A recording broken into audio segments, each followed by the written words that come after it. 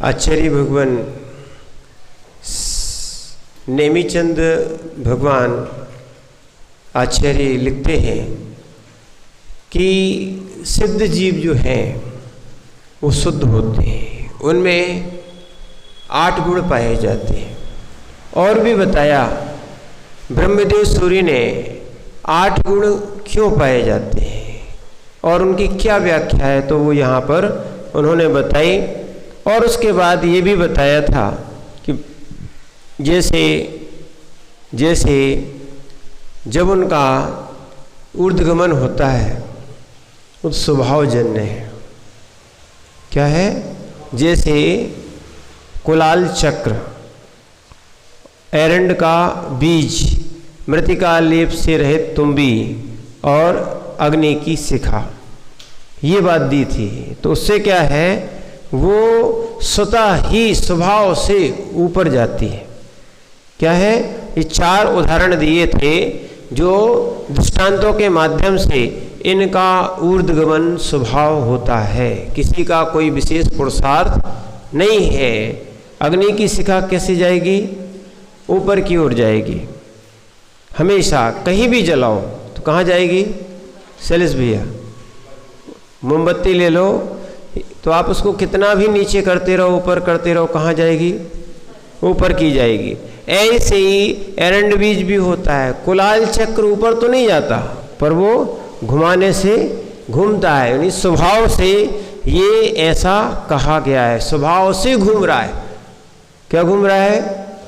स्वभाव से घूम रहा है। इसीलिए ये स्वभाव से होने के कारण जीव का भी स्वभाव है ऊपर की ओर जाता है। और जहाँ तक धर्मास्तिकाय द्रव्य मैंने धर्म द्रव्य पाया जाता है वहीं तक गमन करता है। जहाँ धर्म द्रव्य नहीं पाया जाता तो जीव और पुद्गल का गमन नहीं होता। ये 2 ही द्रव्य जो हैं वो गमन करते हैं, बाकी अन्य द्रव्य जो हैं वो गमन नहीं करते हैं।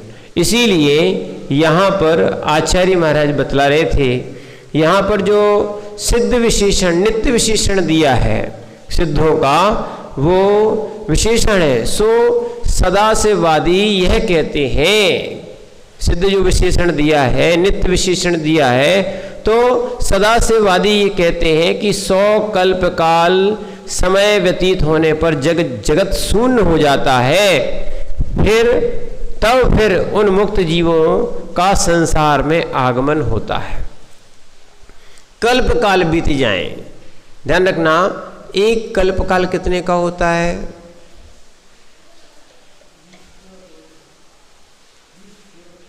हाँ, फिर से बोलो। 20 कोड़ा कोड़ी का एक कल्प काल होता है। क्या है? 20 कोड़ा कोड़ी सागर का एक कल्प काल होता है। क्या होता है? कल्प काल। और जब कल्प काल व्यतीत हो जाता है, कितनी? 100, ठीक है ना? ऐसा एक कल्प काल कितना है? 20 कूड़ा कोड़ी सागर का है, ठीक है ना? तो ऐसे वो हो गया 1, 20 कूड़ा कोड़ी का कितना हो गया? 1। ऐसे 100 कल्प प्रमाण, 100 कल्प काल व्यतीत होने पर ना, तो जब जगत शून्य हो जाता है फिर मुक्त जीव संसार में आगमन करते हैं। ऐसा अन्य मत में प्रचलित है, अन्य दर्शनों में प्रचलित है। इसीलिए समंतभद्र स्वामी ने भी रत्नकर्ण श्रावकाचार में लिखा है। क्या लिखा है? सुनो।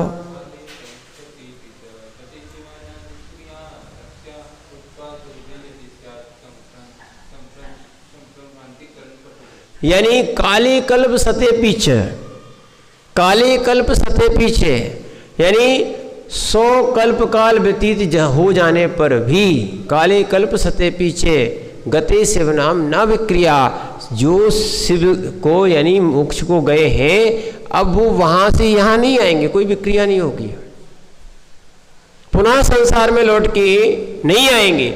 उनका अन्य दर्शनों का मानना है कि भगवान जो है ना मोक्ष जाने के बाद फिर कल्प काल व्यतीत होते हैं तो पुनः आगमन यहाँ उनका होता है। पर ऐसा नहीं है। ठीक है ना। तो अब आगे बताते हैं, संसार में उनका आगमन, ऐसा वो बोल रहे हैं, मुक्त जीवों का आगमन होता है, ठीक है ना, पर इस मत का आचार्य महाराज ने निषेध कर दिया। तत्र परिहाराः, तो इसका परिहार करते हैं क्या, आगम कथित अग्रलघु षड्गुणस्पतिथानि वृद्धि रूपेणे ये अर्थ पर्यायस्ता तदापेक्षा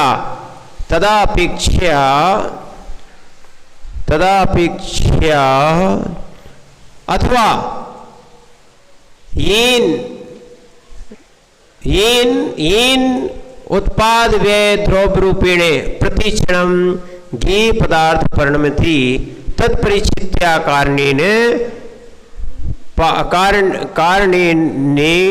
कारणेनानि वृत्त्या सिद्ध ज्ञानम अपि परिणमति, यहाँ बताया है। आचार्य महाराज कह रहे हैं इसका यहाँ पर निषेध कर दिया। क्या निषेध कर दिया है कि यहाँ पर विशेषण कोई शंका करे तो सिद्ध तो निरंतर निश्चल और विनाश रहित शुद्ध आत्मा है। कैसे हैं ये, दूसरी जगह से लेना, कैसे है वो। अच्छा, अभी अपन ऊपर से पढ़ रहे थे, अभी और ऊपर से ले लें, ये मैंने लेना नीचे का है।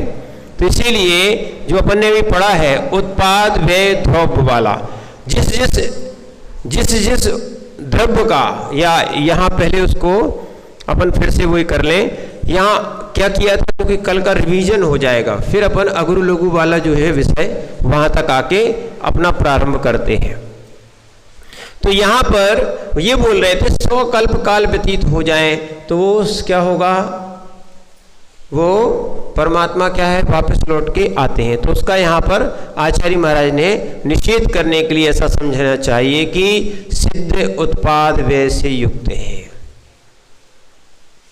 सिद्ध कैसे हैं, उत्पाद व्यय से युक्त हैं। यहाँ जो उत्पाद व्यय संयुक्तपना सिद्धों का विशेषण कहा, वह सर्वथा अपरिणामता का निषेध के लिए है। कल बता दिया था आपको, क्या है, भगवान नित्य कूटस्थ नहीं रहते, भगवान अपरिणामी नहीं है। कल का विषय आ गया, भगवान माने उनका परिणमन चलता है, सिद्ध के गुणों में परिणमन चलता है। अपरिणामी का निषेध कर दिया, अपरिणामी का क्या कर दिया, निषेध कर दिया। वो कह ले परिणामी नहीं है, अरे परिणामी नहीं है, फिर से समझना, ये अगर शब्द समझ में नहीं आता तो अच्छे समझना।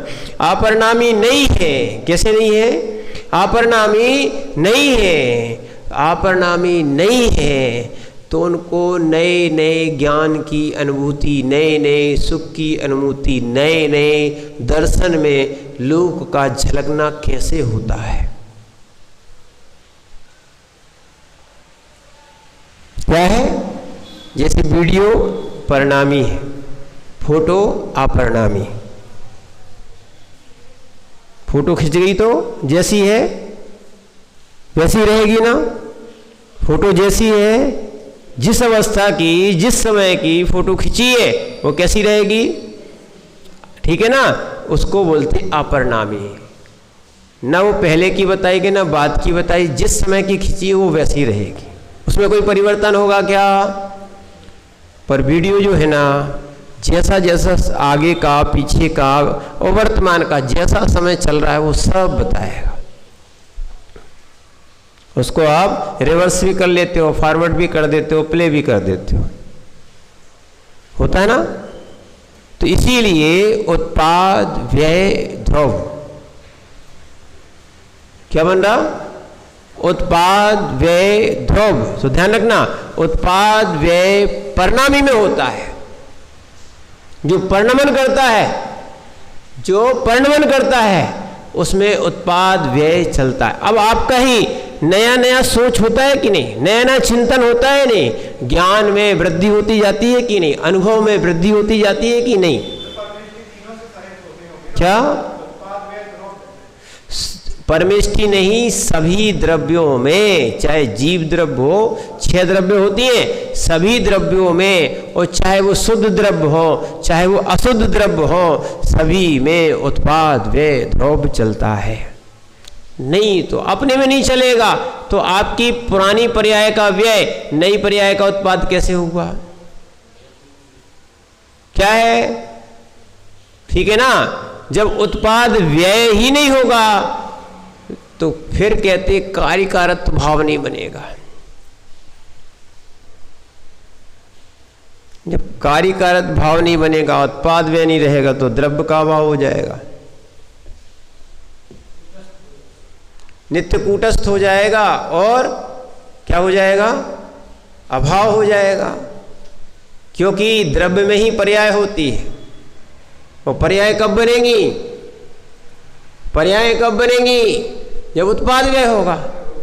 अरे पर्याय उत्पन्न होती हैं और पर्याय नष्ट भी होती हैं, इसलिए पर्यायों का उत्पाद, पर्यायों का व्यय द्रव्य में ही होता है। जैसे कि फिर से समझो, आप जीव द्रव्य हो, आप जीव द्रव्य हो, आपकी पुरानी पर्याय का विनाश हुआ, तभी आपको नवीन मनुष्य पर्याय मिली। और वर्तमान में भी देखो, वर्तमान में भी आपकी माने जो बालपन की पर्याय नष्ट हुई कि नहीं, तब आपकी युवा पर्याय आई।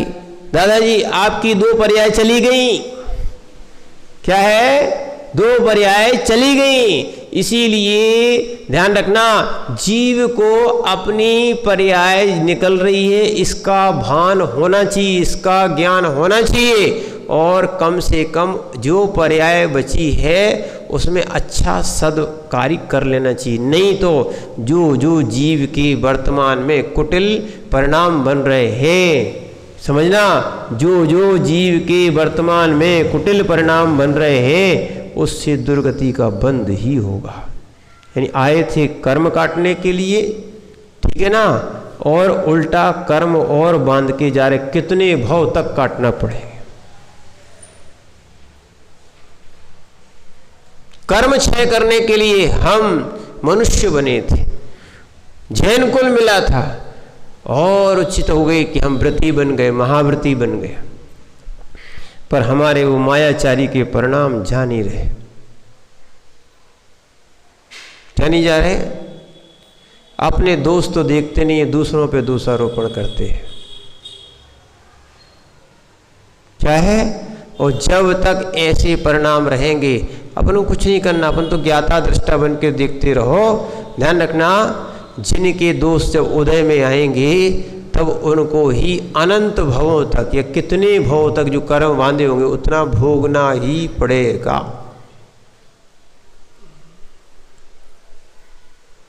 नहीं आएगा अभी समझ में, क्योंकि पुण्य के उदय में जो है ना, जीव को समझ में नहीं आता।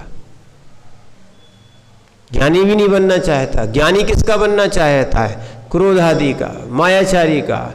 परिणमन किसमें चल रहा है? शुद्ध में नहीं, अशुद्ध भावों में चल रहा है, बंध में चल रहा है, निर्जरा में नहीं चल रहा। जो ज्ञान कर्म क्षय कर सकता था, जो ज्ञान संवर कर सकता था, नहीं करेगा। अपन कोई विकल्प नहीं है। जीव का सबका परिणमन स्वतंत्र है।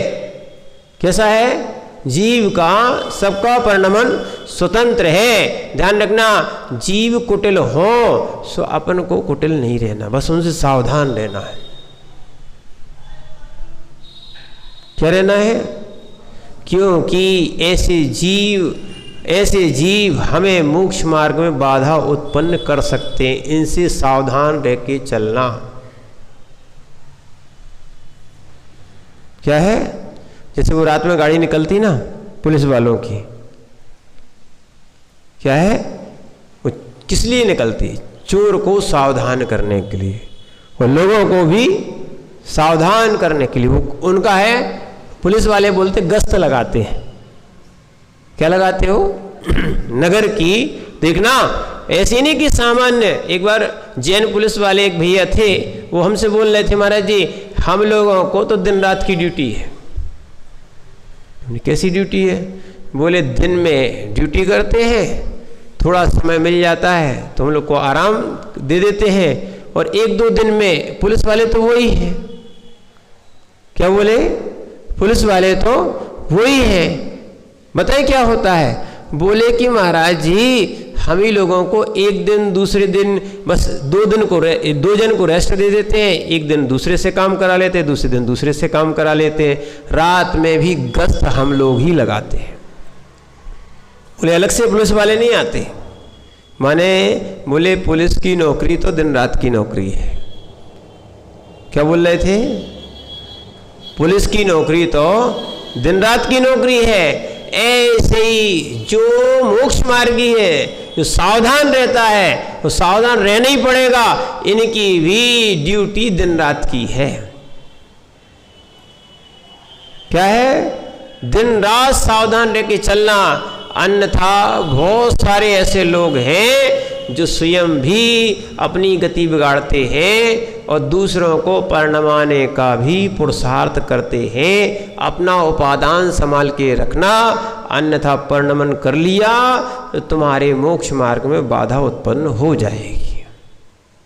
इसीलिए सिद्धों का ध्यान रखना, इसीलिए सिद्धों का जगत दिखता है। उनको सिद्धों को जगत दिखता है, जगत दिखता है, जगत को जानते हैं, उनके हर पर्याय को जानते हैं, हर परिणाम को जानते हैं, पर उनके कारण स्वयं में उनका परिणमन लाते नहीं है, अपना ही परिणमन चलता है। उनके सुख में बाधा नहीं है। हमारा सुख बाधा सहित है। कैसा है? सपरम बाधा सहितम विच्छिन्नम कारणम विषमम। ध्यान रखना, ऐसा आचार्य भगवान कुंद स्वामी ने प्रपंच सार में लिखा है। हमारा सुख इंद्रिय सुख है और इंद्रिय सुख बाधा सुख है। सिद्धों का सुख बाधा रहित सुख है। क्यों? क्योंकि वो परद्रव्य का परिणमन नहीं करवाते, न करते, कर्म ही खत्म हो गए। क्या है? बांधने की शक्ति राग में होती है। किसमें होती है? बांधने की शक्ति राग में होती है और यही जीव को बांधता है। लोग नहीं समझते। और जब तक राग बुद्धि कम नहीं होगी, छूटेगी नहीं। क्या है? जब तक ये राग देश छूटेगा नहीं, तब तक आप सिद्ध पर्याय को प्राप्त नहीं कर पाओगे। सिद्ध क्या, अभी आप वृत्ति पर्याय को भी प्राप्त नहीं कर पाओगे, महावृत्ति पर्याय को भी प्राप्त नहीं कर पाओगे। क्योंकि अपन पढ़ चुके रत्नगण सावकाचार में, जब चारित्राधिकार शुरू हुआ था उसमें क्या कहा था? जब जीव को सम्यक दर्शन और सम्यक ज्ञान की प्राप्ति हो जाती है, तब वो क्या करता है? राग द्वेष निवृत्ति चरणम प्रतिपद्यते साधु मोह तिम्रापहरणे दर्शन लाभ संज्ञाना। ठीक है ना? मोह तिम्रापहरणे, मोह यानी कौन सा? जिनका दर्शन मोह का हरण हो गया हो। मोह तिम्रापहरणे दर्शन लाभाप, और जिनको कौन का? सम्यक दर्शन की प्राप्ति हो गई हो, मिथ्यात का क्षय हो गया हो, सम्यक दर्शन की प्राप्ति हो गई हो। मोह तिम्रापहरणे दर्शन लाभाप, तो संज्ञाना, संज्ञानी सम्यक ज्ञान की प्राप्ति हो गई है। वो जीव आत्म कल्याण के लिए इन प्रपंचों से हटके क्या करते हैं? राग द्वेष निवृत्ति चरणम प्रतिपद्यते साधु। यहाँ से धन्य है आचार्य समंतभद्र स्वामी, जिन्होंने आचरण का ये एक तरीका बताया, जिनका मोह नहीं जा रहा है, वो भी दर्शन मोह, मिथ्यात, विपरीत सोच, तत्वों का विपरीत श्रद्धान, जब तक ये नहीं जा रहा है, ध्यान रखना। और राग लगा हुआ है, विशेष राग लगा हुआ है, मिथ्यात रूप राग लगा हुआ है ना, विपरीत राग लगा हुआ है, स्वयं को भी विपरीतता में डाल रहे हैं और दूसरे को भी विपरीतता में डालने का पुरुषार्थ कर रहे हैं। ऐसे जीव, ध्यान रखना, ऐसे जीव घोर दुख प्राप्त करेंगे, दुर्गति को प्राप्त करेंगे। अब इनकी होनहार तो भगवान ही जान सकता है। इसीलिए इस साधना के मार्ग में स्वयं को साधना,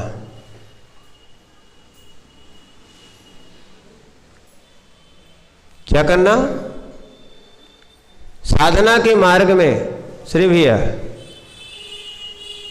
बेटा, दुनिया में बहुत लोग मिलेंगे, पर अगर गुरु की बात मान के चलोगे, शास्त्र की बात मान के चलोगे, प्रभु की बात मान के चलोगे, तो कोई भी जीव तुम्हारी साधना में उपसर्ग कर सकता है, बाधा बन सकता है, पर परिणाम खराब नहीं कर सकता, क्योंकि उपादान स्वयं को प्रबल करना पड़ेगा।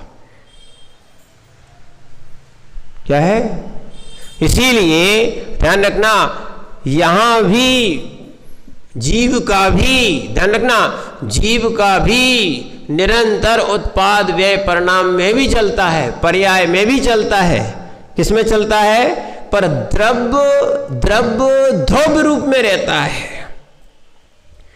द्रव्य कैसा रहता है? ध्रुव रूप में रहता है। ये व्यंजन पर्याय है, ये व्यंजन पर्याय है जो हमें दिख रही कि हम बड़े हो गए, छोटे हो गए, बूढ़े हो गए, ये सब दिख रही है ना। ऐसी जैसे हमें दिख रही ना, ऐसी सिद्धों में नहीं दिखती, क्योंकि सिद्धों में शरीर का अभाव हो गया है, कर्म का अभाव हो गया है, पर परिणामी है। कैसी है? सिद्ध भी परिणामी है, सिद्धों का भी परिणमन चलता है, देखना। पर ज्ञाता दृष्टा है, वो जगत को जान रहे और जगत को देख रहे, पर बंद इसलिए नहीं हो रहा क्योंकि उनके मोहिनी कर्म नष्ट हो चुका है। समझना? क्या है? सब दिख रहा है, सब जान रहे हैं, देखना। जो अरहंत भगवान है उनके सबसे पहले क्या है? 4 कर्म नष्ट हो गए, घातीय कर्म क्या हो गए? नष्ट हो गए, ठीक है ना। और वास्तविकता में इनको घातिया क्यों कहते हैं? यही जीव के गुणों का घात करते, इसलिए इसको घातिया कर्म कहते हैं।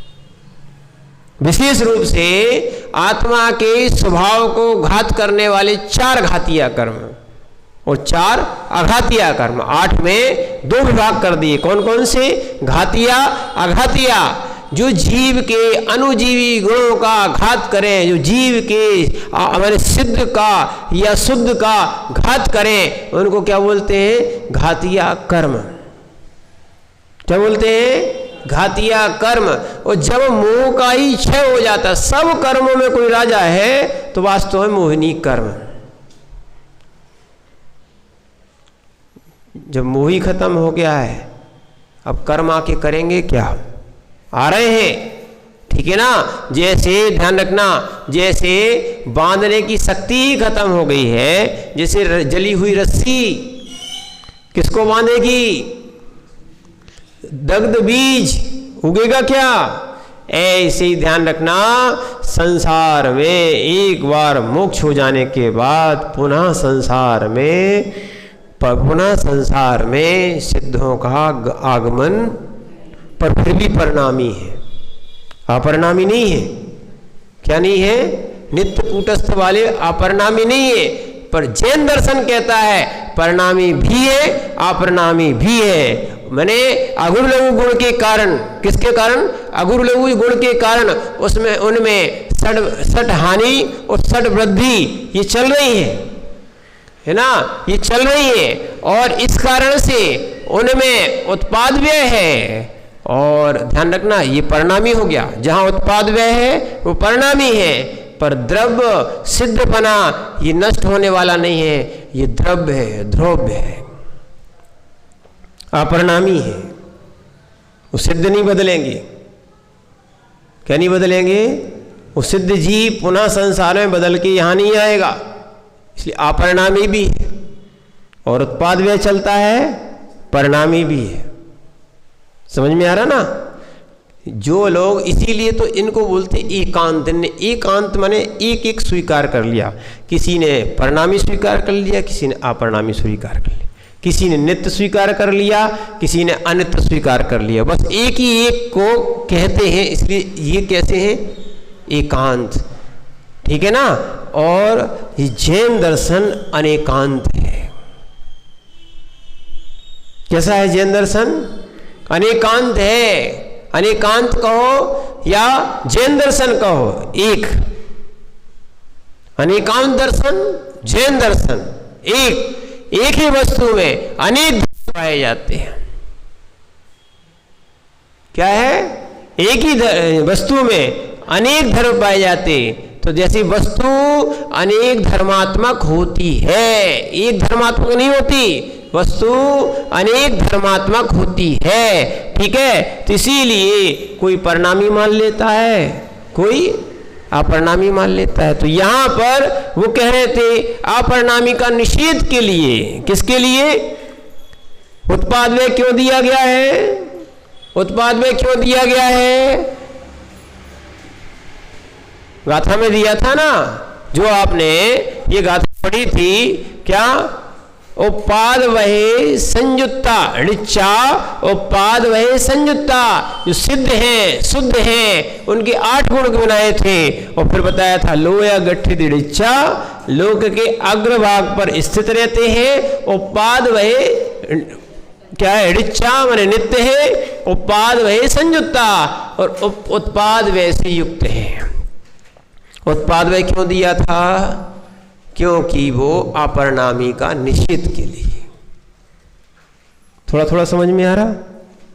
आप लोग उपयोग को मत भटकाओ, ध्यान रखना, इसीलिए फिर समझ में नहीं आता। वैसे ही अपन लोग क्या है, संसार में रहते हैं, रहते कि नहीं रहते, वैसे ही तो उपयोग नहीं लगता, ठीक है।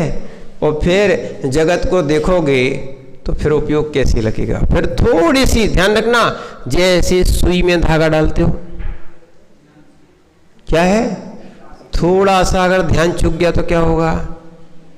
नहीं जाता। यहां तक रोटी सेकते कि नहीं सेकते हो? अगर रोटी सेकते सेकते उपयोग कहीं चल गया तो क्या होगा?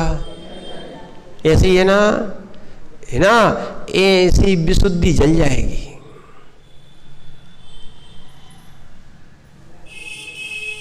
इसलिए और तो ठीक है, हर कार्य में उपयोग लगाना पड़ता है। कील ठोक रहा है कोई व्यक्ति, अगर थोड़ा सा उपयोग अलग हुआ तो हाथ ठुक जाता है,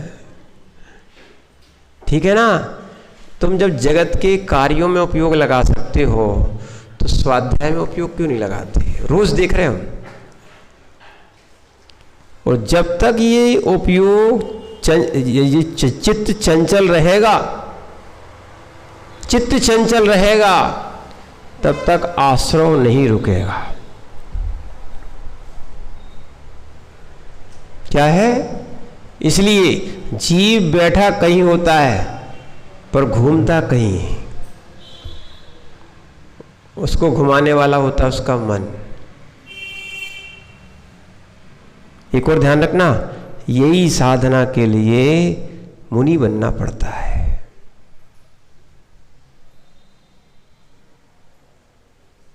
उपयोग भटकाने के